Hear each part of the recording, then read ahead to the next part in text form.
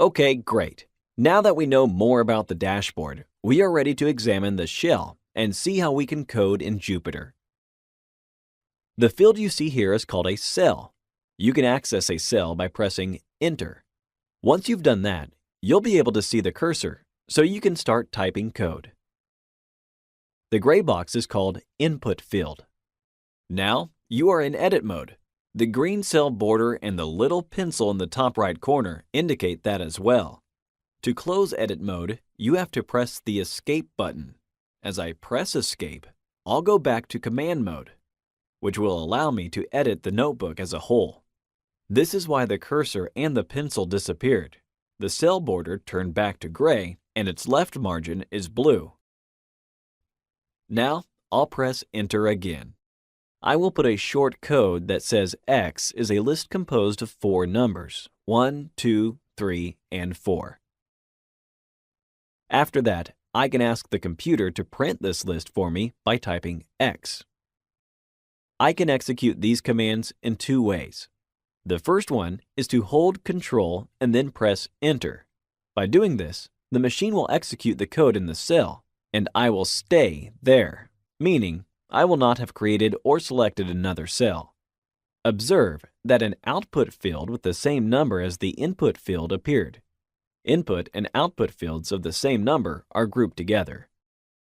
The output represents the machine's response to your commands provided in the corresponding input, and the respective field cannot be modified. The second option allows for a more fluid code writing. To execute the same code, hold Shift and then press Enter. The previous 2 commands are being executed, and then a new cell where you can write code is created. If you use Shift and Enter, you can continue typing code easily. It is amusing that you can cut, copy, and paste cells. You can use the buttons on the main menu. Since we are keen supporters of ergonomics, we suggest you get used to the keyboard shortcuts. When coding, you will mainly have to use the keyboard, so it's worth memorizing different keyboard combinations that would allow you to work faster. Let's see how we can apply shortcuts in practice. I will cut this cell by selecting it, and then pressing the X key. Remember, you can always use the arrow keys to navigate along your notebook file. So, I will move up and then directly press the V key to paste it. Voila! My cell has moved up here, below the cell I had selected before I pressed the V key. Now, I will press C to copy the same cell.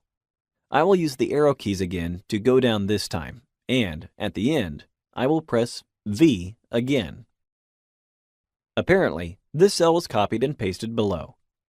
The other 2 buttons in the menu cannot be substituted by keyboard shortcut combinations. They allow you to move a selected cell up or down, just as I am doing right now. Observe that the corresponding output field moves along with its input cell. Lovely! Instead of carrying out a command with Shift and Enter, you might prefer clicking on this button with the mouse. The result will be the same. What is interesting is that when you work with more complex code that requires tougher calculations from the computer, while running the code, a little star will appear over here.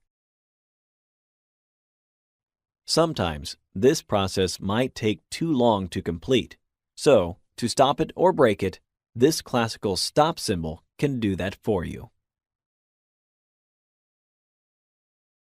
3 other shortcuts could accelerate your coding a lot. Suppose I have selected this cell. After I press the A key, a new empty cell will be inserted above.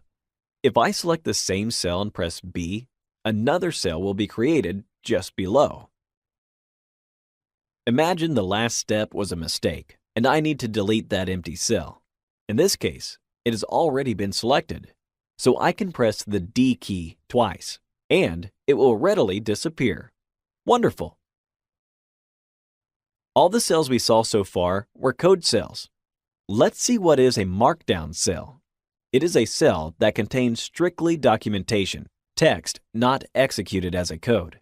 It will contain some message you would like to leave to the reader of the file.